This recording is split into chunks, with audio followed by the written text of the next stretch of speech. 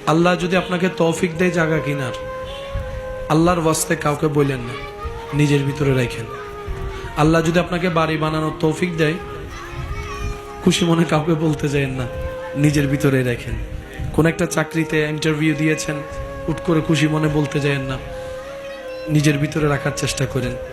গাড়ি কিনছেন, যা কিনছেন নিজের ভিতরে রাখেন। হয়তো আপনি যে চিন্তায় অন্যকে নিজের সুখটা শেয়ার করছেন, এটা অনেক সময় হয়তো হিতে বিপরীত হয়। কারণ কি, আমরা বেশিরভাগ মানুষ ভালোবাসতে না জানলেও হিংসাটা ঠিক ভালো করেই করতে জানি। আমরা বেশিরভাগ মানুষ কারো উপকার করে সামনে এগিয়ে দিতে না পারলেও কিভাবে টেনে নামাতে হয় সে ধরনের হাজারটা প্ল্যানিং নিজে না পারলেও 10 জনকে মিলে করতে জানি।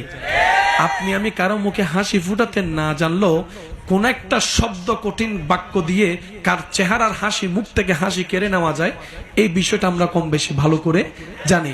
কেন বলছি এই কথাটা? শুনতে একটু অড লাগলো, কিন্তু জিনিসটা বাস্তব।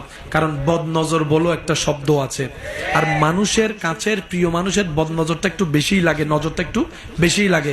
আর এই নজর ব্যাপারে নবী রহমতুল্লিল আলামিন হাদিসে পাকে কিন্তু সাবধান করে গিয়েছেন। সেজন্য আপনার এই জীবন চলার পথে আপনার যাই আল্লাহ পাক দিয়েছেন, দিচ্ছেন, দিবেন, নিজের ভিতর একটু কষ্ট করে সেভ করে রাখার চেষ্টা করবেন। ঘটনা পরিপূর্ণ না হওয়া পর্যন্ত কাউকে বলার দরকার না, হয় হিংসুক বেড়ে যাবে, ঈর্ষাকারী বেড়ে যাবে, নজর দেনেওয়ালা বেড়ে যাবে, প্ল্যানিং করে নামানেওয়ালা বেড়ে যাবে। কাজটা পরিপূর্ণ হওয়ার পরে আগে রবের দরবারে 2 রাকাত শুকরিয়ার আদায় নামাজ করবেন, যে ইয়া রব, আমি যোগ্য ছিলাম না, আমি ছিলাম মাটির, তুমি আজকে আমাকে 4 তলার উপর তুলে দিয়েছো, সুবহানাল্লাহ। আল্লাহ, আমি ছিলাম পায়ে হাঁটার মানুষ, আজকে তুমি আমাকে একটা গাড়ির ব্যবস্থা করে দিয়েছো।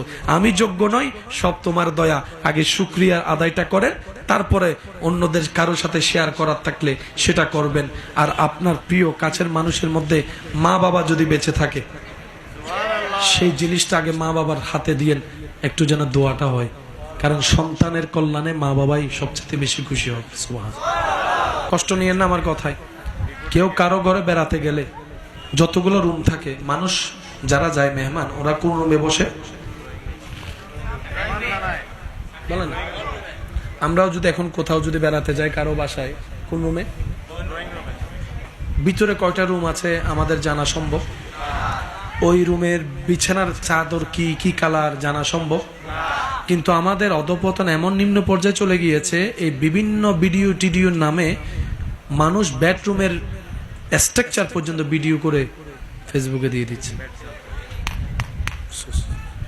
নিজের ঘরের ভিতরের রুমের বেডের বেডশিটটা কি